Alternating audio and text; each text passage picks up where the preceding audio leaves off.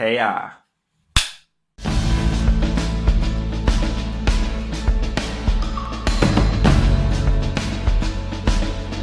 All the merchants, all the sellers had this designated row in Ozora where they could sell their stuff.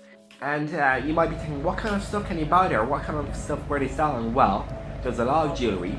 Most of this was either handcrafted from metal or made from wood, crystals, etc. So it was very beautiful, very handmade, had a nice rustic feeling to it.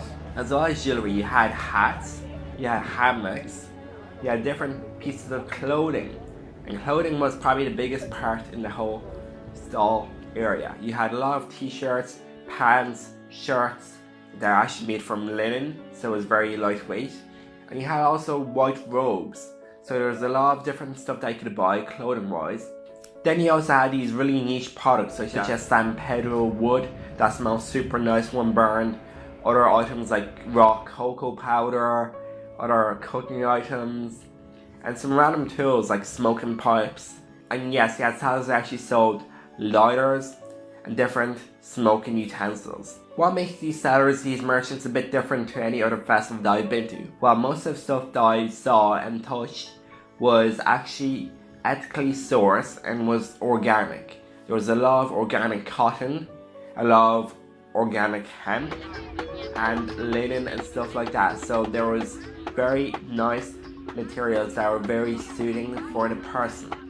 So these wouldn't irritate your skin, etc.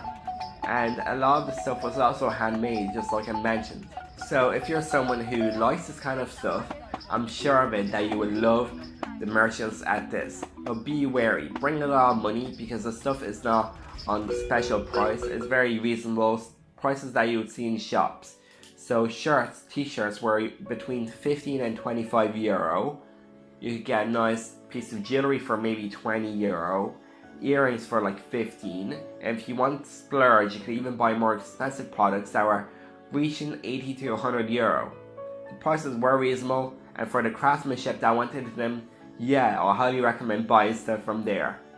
Stick around for the next video because I'm probably going to do a video on the whole Art Barn area, and that includes the cooking grove, the mirror door, the circus, and the hemp garden. So there's a lot to talk about, and also the gallery.